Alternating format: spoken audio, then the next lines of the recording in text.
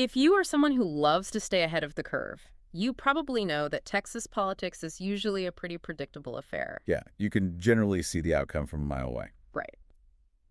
But today, we are looking at a race that is turning the traditional political playbook completely upside down. It really is. We are doing a deep dive into the fiercely contested 2026 Texas Democratic Senate primary. So this is between Congresswoman Jasmine Crockett and State Representative James Talarico. And to do this, we're looking at a really compelling stack of sources. We've got a boots-on-the-ground report from The Guardian, capturing the mood of the voters. We have a local election day interview from Waco's 25 News, and a highly analytical, incredibly provocative opinion piece from The Hill. But real quick before we dive in, we do want to give you a heads up. Yeah, definitely. These sources pull no punches. They contain some highly charged political viewpoints. Direct comparisons to the MAGA movement, stuff like that. Exactly. Stark criticisms of current administrations and political figures. Right. So just to be clear, we aren't taking sides here. No, not at all. Nor do we endorse any of the political viewpoints presented in these articles. Our job is simply to be your guides through what these sources are arguing and impartially report the facts. Right, so you can clearly understand the conversation that's happening on the ground and make up your own mind. Precisely. Okay, let's unpack this. I want to take you right to election night 2026. Oh, the watch parties. Yes, picture this scene because the contrast is just striking. The polls are closing, and we have two very different watch parties going on. Down in a club in downtown Dallas, you have Jasmine Crockett's supporters building up this loud, energized early crowd. She's leaning hard into her image as a relentless fighter while she waits for the returns. Right. Meanwhile, over in Austin, James Talarico's campaign event is experiencing an entirely different kind of wave. His camp saw such a late, unexpected surge in enthusiasm that they actually had to pack up and move. Wait, they moved venues on election night? Yeah, to a completely different, larger venue at the last minute just to accommodate the physical crowd. That's wild. We are talking about unprecedented turnout for a primary. Which is truly remarkable when you consider the usual dynamics of an intra-party contest. Both of these candidates entered election night with highly activated bases. And the stark contrast between these two contenders is really the engine driving all of this national attention. Let's look at those contenders, starting with Jasmine Crockett. So she is 44 years old, a former public defender, and she's built this formidable reputation as they call her a rhetorical brawler. Yeah, she comes into this race endorsed by Kamala Harris. And her strategy is crystal clear. She wants to enrage and energize the party's base. Specifically, turning out young people and voters of color who are, according to the reporting, just furious with the current administration. They are desperate for a leader who will take a much more confrontational, aggressive approach. It's essentially the political version of playing the bad cop. And then you look at James Talarico, who is basically playing the good cop. Right, he's a former middle school teacher. And currently a seminary student. His strategy is almost the exact opposite in terms of tone. He's pitching what he calls a top versus bottom economic message. So his goal is to cut across those traditional partisan divides and offer a unifying message rather than a confrontational one. He wants to talk about working class struggles rather than cultural combat. So we have the rhetorical brawler on one side and the unifying seminary student on the other. Precisely. And what's fascinating here is the broader context of why this primary matters so much right now. Democrats haven't won a statewide race in Texas in more than 3 decades. 30 years of coming up empty-handed. But the dynamic has completely shifted this cycle because the Republicans are currently having a very messy, expensive, and bruising primary battle of their own. You're talking about the incumbent Senator John Cornyn facing off against the state's Attorney General Ken Paxton. Right, in a multi-way race that looks like it'll be pushed into a tense runoff. I'm glad you brought that up because both Democrats and Republicans in Washington are looking at that GOP primary and doing the math. If Paxton emerges as the nominee, bringing his long string of legal and ethical troubles with him, that hands the Democrats a monumental, incredibly rare opening. it is a remarkable opening, especially when you consider recent history. Just a couple of years ago, in 2024, the president carried Texas by a thumping 14 percentage points. In political terms, a 14-point deficit isn't just a mountain to climb. It's practically a different political universe. Right, overcoming that in 2 years is a historic task. But the potential of a Paxton nomination makes both sides believe the seat could be seriously contested. Because moderate voters might cross party lines out of sheer distaste for scandal. Which brings us to the polling for this Democratic primary. And I have to admit, I had to read the data twice because it completely surprised me. The demographic flip. Yes, there is a profound demographic flip happening here. If Talarico's the one pitching the unifying cross-aisle message, shouldn't he be capturing the moderate vote? How is the brawler winning them over? It does seem counterintuitive at first glance. You would naturally think Crockett would own the progressive liberal wing of the party. Right. But that is not what the polls are showing. Talarico is actually the one who has performed well and consistently leads among self-described liberals, particularly white liberals. Meanwhile, Crockett is running significantly stronger with moderates and conservative Democrats. This completely runs contrary to the assumption some in the political establishment had that she was strictly the progressive firebrand candidate. What we are seeing is that her message of strength and fighting back is resonating with voters who might lean moderate on policy, but want aggressive representation in Washington. And the numbers with black Democrats are just staggering. Crockett has consolidated overwhelming support there. The polling shows her capturing 80% of black voters. Wow, 80%. But even with that sweeping consolidation, the race remains incredibly tight. That tightness points to a crucial demographic reality in Texas. Observers and pollsters point out that Latino voters are expected to make up between a quarter and a third of the entire electorate. So because the margins between Crockett and Talarico are so razor thin, that specific voting bloc will likely determine the ultimate winner. Exactly. To really understand what is driving these voters out of their homes and to the polls, I loved the boots-on-the-ground stories from The Guardian.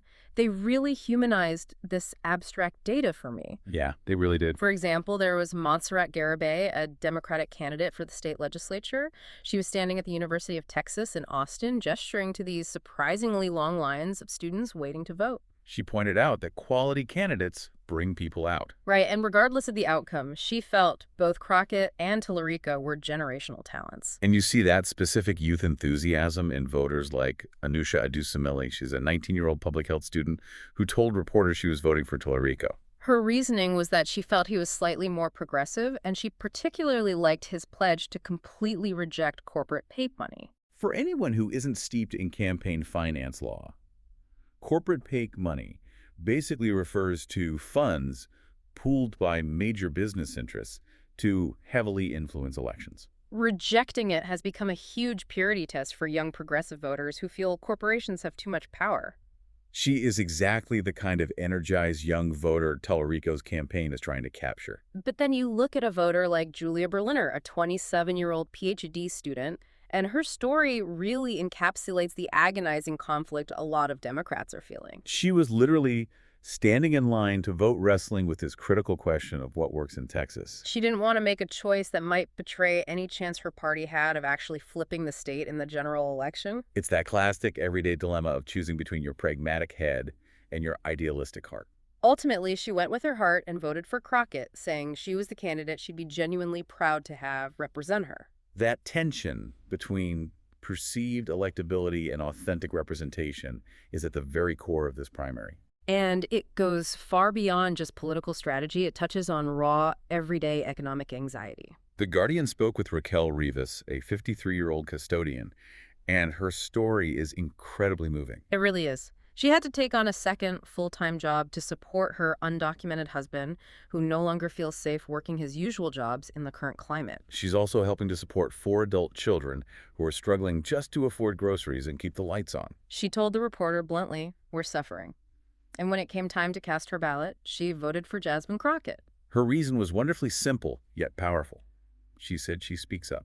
That is the true power of the fighter image Crockett is projecting. It resonates deeply with people who feel like they are currently invisible or voiceless in the political system. And Crockett seems very aware of that emotional resonance. When she did her Election Day interview with 25 News in Waco, she talked about the emotional highs and lows of the campaign trail. She said that connecting with voters in person, looking them in the eye, reaffirms her purpose. Because what people are truly craving right now, more than specific policy white papers, is hope. and a sense that the future holds limitless possibility. And she's taking that localized message of hope and applying it to an expansive national vision. She doesn't just see this as a Texas race. She's pushing what we might call a domino theory. During that interview, she pointed to a growing wave of Democratic wins across the entire country as evidence that a systemic change is happening. She brought receipts, too. She cited specific Democratic wins in the Miami mayoral race, 2 state Senate seats in Mississippi, a Texas state Senate seat, the Leander, Texas mayoral race, and the Virginia governorship. She also pointed to Democratic Senate holds in New Jersey, Georgia, and Arizona. Her argument is that Texas is simply the next, albeit largest, domino to fall in this broader national shift. And her claims about what happens if that Texas domino does fall are striking. She stated plainly that Republicans cannot win the White House in the 2026 presidential race without Texas. If Democrats can flip it, the national consequences are foundational. Let's ground that fact for a second. Texas carries 40 electoral votes. To put that in perspective for you, that is roughly 15% of the total electoral votes needed to win the presidency. If Republicans lose that built-in advantage, their mathematical path to the White House practically vanishes. But Crockett is also emphasizing that this isn't just about the top of the ticket. She argues that the down-ballot races, the local and state elections, are arguably more important for everyday life. She brought up the fact that a new census is coming in 2030, which means state legislators elected now will be the ones redrawing congressional district lines for the next decade. She also heavily criticized the Texas legislature's recently passed school voucher legislation, noting that voters are extremely unhappy about it. Let's pause on school vouchers for a second. Essentially, this is a policy that allows parents to use public tax dollars to send their kids to private schools. Right. And in a state like Texas, where public schools are often the absolute lifeblood of rural and suburban communities threatening their funding, is a deeply unpopular move. And Crockett is tapping right into that localized anger. Her broader message is that winning up and down the ballot right now is what shapes policy and political power for generations. But then during that same local news interview, she made a very sharp, unexpected pivot. She transitioned from local Texas issues directly into foreign policy, which is quite rare for a state-level primary discussion. She focused intensely on national security, specifically regarding Iran. And she didn't just mention it in passing. She called on the Speaker of the House to immediately reconvene Congress following military strikes and the tragic deaths of American service members. She argued that sidelining Congress from decisions about military engagement is entirely unconstitutional, and she demanded a War Powers Resolution be brought to the floor. The War Powers Resolution, for those who might not be familiar, is basically Congress's constitutional emergency brake. It was designed to prevent the president from unilaterally committing the United States to an armed conflict without congressional approval. By invoking it, she is attempting to reassert legislative authority. And she even criticized the Speaker for canceling scheduled votes in Washington while she herself was prepared to return to do the work. But the part that really caught my ear was how she connected this international crisis back home. She brought up a recent incident in Austin. Right. She raised concerns about whether this mysterious local incident might somehow be connected to the broader geopolitical situation with Iran, and she urged full transparency with the American people. The source material doesn't give us the specific details of what exactly that incident in Austin was. But the fact that she is using a local Texas event to demand congressional action on international war powers shows how brilliantly she is blending state anxieties and national security into one aggressive platform. Which leads us perfectly into the deeper analysis of her overall political strategy. Yes. The Opinion Piece in the Hill by Chris Steyerwalt. It takes a very hard analytical look at the tactics Crockett is using, and the comparison he draws is going to raise a lot of eyebrows. Here's where it gets really interesting. I had to read Steyerwalt's piece twice when I got to this part because the comparison he draws is incredibly provocative. He compares Jasmine Crockett's supporters on the Democratic side directly to Ken Paxton's Magia supporters on the Republican side. He literally calls Crockett the prime example of blue Magia. It is a controversial label, to be sure. Steyerwalt breaks it down by looking at their shared preference for combat over conciliation. He points out that James Talarico and Senator John Cornyn are obvious potential compromisers. They are politicians who are willing to negotiate to get a fraction of what they want. But Crockett and Paxton, they are combatants. They have shown throughout their careers that they are willing to walk away completely empty-handed rather than make any concessions whatsoever to the other side. He writes that Crockett's opponents, and often the political press, call her tactics crude, cruel, and dishonest. But, and this is the key to understanding the blue Maggio comparison, her supporters don't care. In fact, they believe the other side has it coming. He argues she uses tactics where she routinely smears her targets and then plays the victim when they respond just to get back on offense. And Stierwald points out that these are the exact same kinds of confrontational tactics that Donald Trump used to such great effect. It's the sheer thrill of telling party elites that you just don't give a damn what the prudent or polite choice is. If we connect this to the bigger picture, Stierwald is identifying a fundamental seismic shift in how modern elections are won. He outlines the power of compact electoral minorities. His core theory is that in American politics today, it is often much better to be an inch wide and a mile deep than it is to try to maintain a broad, traditional, shallow coalition. An inch wide and a mile deep. I love that phrasing. It's a bit like a brand deciding they don't care about appealing to every single consumer in the country. Instead, they focus entirely on creating a hardcore cult following that will buy absolutely anything they make at double the price and defend the brand against any criticism. You don't need everyone to, you just need a specific group to be fiercely, unbreakably loyal to you. Exactly right. That is precisely how the Medina movement bowled over the mainstream Republican establishment. But Stierwald notes that Meiji didn't invent this technique. He looks back at the history of strategic voting to explain this, specifically focusing on black voters in the South. He brings up the South Carolina primary in 2020. The conventional media wisdom was that black Democrats there preferred Joe Biden simply because they were more politically moderate. But Stierwald argues there is a much deeper historical context at play. There is. When your right to vote and your physical safety are under constant threat, as they were for black Americans from the Reconstruction era following the Civil War, all the way through the Jim Crow segregation laws of the mid-20th century, voting isn't just an intellectual abstraction. You learn through generations of hardship that survival and political influence depend on sticking together. Because they are often only about a quarter of the electorate in these southern states, they learn that they must vote as a unified bloc to maximize their power. So in 2012, they voted strategically for Biden because he was the best choice to actually win the general election and because he would feel politically beholden to the specific voters who saves his candidacy. But Stierwald draws a sharp contrast between that history and the history of Hispanic voters. He says one of the major ways Democrats have gotten Hispanic voters wrong is by applying the civil rights lessons of the 1960s to them. You cannot expect a fifth-generation Texan, a child of Cuban emigres in Florida, and a newly naturalized Chicano in California to engage in the exact same kind of unified bloc voting as the survivors of Jim Crow. They have vastly different historical backgrounds and vastly different political priorities. And that profound historical difference plays out right in the math of this Texas primary. Let's look at the Emerson College poll Stierwald cites. In the Texas Democratic electorate, black voters only make up about 25%. They actually trail Hispanic voters who are at 29% and white voters who make up 40%. On paper, a candidate relying primarily on the smallest of those three demographics shouldn't be able to dominate a statewide race. But that is where the inch-wide, mile-deep strategy shows its teeth. Because Crockett holds a staggering 80% of that black vote, she is able to stay fiercely competitive against a broader coalition. The numbers on early voting versus election day tell the whole story. They really do paint a vivid picture. Talarico had a substantial lead in the record-setting early vote. He was up 58% to 41%.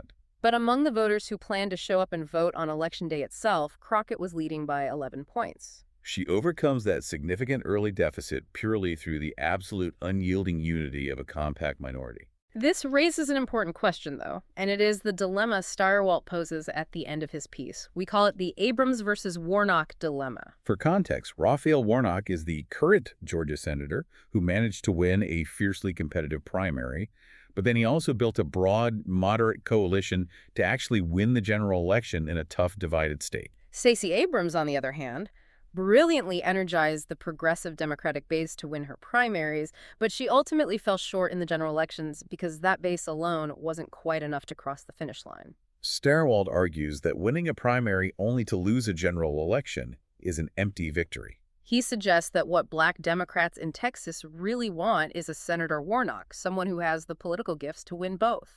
But he questions if, in Jasmine Crockett, they instead have a Stacey Abrams, a candidate who can brilliantly consolidate the base and win the primary with a fighter's message, but might alienate the broader coalition needed to actually defeat a Republican in November. And Talarico is keenly aware of this dynamic. He even told Politico that his campaign has seen his favorability ratings with black voters actually rising, even if they are ultimately casting their primary ballots for Crockett out of strategic loyalty. He is trying to prove he is the Warnock in this scenario, that he can build that broader winning coalition if he gets the chance to represent the party. So what does this all mean? Whether you are sitting in Austin, Texas, prepping for a meeting or listening from across the globe, just trying to understand American politics, this primary is an absolute masterclass in modern political strategy. It is a real-time test of the two defining philosophies of our era. Do you win by uniting the middle and trying to appeal to the broadest possible group of people? Or do you win by fiercely activating a compact, energized minority that will walk through walls for you? I want to leave you with a lingering thought to mull over as these results finalize, and it builds on Stirwalt's premise. If he is right, and the new rule of American politics is that you must be an inch wide and a mile deep just to survive your primary meaning, both Democrats and Republicans are increasingly nominating uncompromising fighters who refuse to concede a single inch to the other side. How does a country actually govern itself once the general election is over? If conciliation is treated as a fatal weakness by the voters who put you in office, what happens the day after the campaign ends and laws actually need to be passed? That is a phenomenal question and definitely something to think about as we watch how this race and the 2026 midterms as a whole unfold.